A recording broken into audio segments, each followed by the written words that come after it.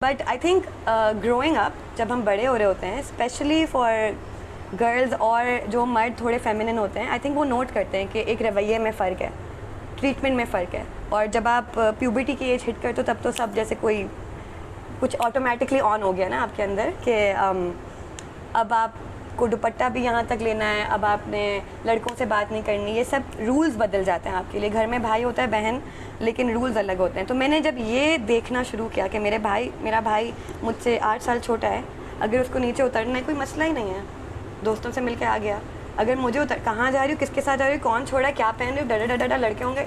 अच्छा, आपको नहीं लगता कि ये जो जितने मसाइल हैं कि घर वालों को लड़की को बाहर भेजने में मसला होता है, इसका मसला जेंडर डिस्क्रिमिनेशन से नहीं, हमारी सोसाइटी के हालात से है? क्या हालात? क्राइम रेट से है। हमारे यहाँ लड़की को बहुत अटैक किया जाता है, लड़कियों पर। बताएं लड़कियों को कहाँ अटैक किया जाता है? अटैक से मुराद लाइक रेप विक्टिम ज़्यादा लड़के बनते हैं या लड़कियाँ? मीन्स हमारे यहाँ लड़कियों, मतलब आपको नहीं लगता है कि घर वाले जेंडर की वजह से नहीं, हमारे यहाँ की लॉलेसनेस की वजह से इतने ज़्यादा? आई थिंक घर वाले क्लास की वजह से आपको अंदर रखते हैं। मैं समझाती हूँ। बिल्कुल सही है कि जुल्म दोनों लड़कों लड़कियों हर जेंडर के इंसान पे रेप असॉल्ट हो रहा है इस मुल्क में हर वक्त, सही।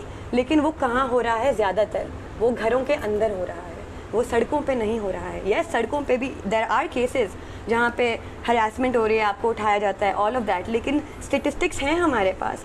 ज़्यादातर जो जुल्म किया जा रहा है वो 4 दीवारी के अंदर किया जा रहा है उस इंसान से जो आपको जानता है, चाहे वो मर्द के ऊपर हो रहा, औरत के ऊपर हो, ट्रांसजेंडर इंसान जो भी है, वो usually it's someone you know.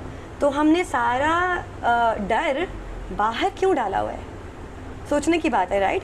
क्योंकि आप सोचें, अगर जो लोग पब्लिकली बताते हैं, वो बोलते हैं मेरे साथ बचपन में मेरे बाप ने किया, मेरे भाई ने किया, मेरे चाचा ने किया, मेरे इसने किया, या मेरे हस्बैंड ने किया, डोमेस्टिक वायलेंस, राइट? बाहर के भी केसेस हैं, मोटरवे इंसिडेंट हुआ था, लेकिन हमारी कौम की सारी जो एनर्जी है वो बाहर पब्लिक स्पेसेस पे है। बाहर औरतें ना जाएं, रात को मोटरवे पे नहीं करें, घर के अंदर क्या चल रहा है? और इसकी वजह क्लास है, क्योंकि ये रिस्पेक्टेबिलिटी का मामला है, एक मिडिल क्लास रिस्पेक्ट, इज्जत और ऑनर। एक औरत, एक घर की इज्जत हमने औरत के जिस्म में डाल दी है, तो अगर वो औरत बाहर फिर रही है, वो इज्जत का मसला है। सेकंड क्वेश्चन मैं आपसे सोसाइटी से पूछूंगी, जब कोई पब्लिकली बोलता है बे मेरे साथ जुल्म हुआ है, या अगर घर में कोई बोलता है, पब्लिकली भूल जाएं, उसको कितना सपोर्ट मिलता है? वो बातें दबाई जाती हैं। तो if this was really about safety, अगर ये रियली हिफाजत की बात थी, तो जब हरासमेंट के केसेस आते हैं तो घर में लोग गुस्सा होने चाहिए, जो हरासर्स हैं उनको अलग करना चाहिए, वो तो नहीं हो रहा है। तो ये एक स्कैम बना दिया गया है। इससे आप जो गरीब आवाम है, जो आदमी सड़क पे घूम रहा है, उसको आउटसाइडर बना दिया है, क्योंकि औरत की इज्जत से बचाना है, वो इससे बात नहीं की, दोस्ती नहीं हो। अगर खुदा ना खास्ता मैं किसी ढाबे पे बैठ के किसी ढाबे वाले से बात कर रही हूँ एज अ फ्रेंड, मेरे घर की सारी इज्जत ऑनर वहाँ पे अटकी हुई है। तो आप समझ रही हैं किस तरह से जुड़ी हुई है। जो मैं पहले कही थी, फेमिनिज्म, हम जेंडर से शुरुआत कर रहे हैं बिल्कुल, हम अपनी बात, लेकिन ये सब चीज़ें जुड़ी हुई हैं।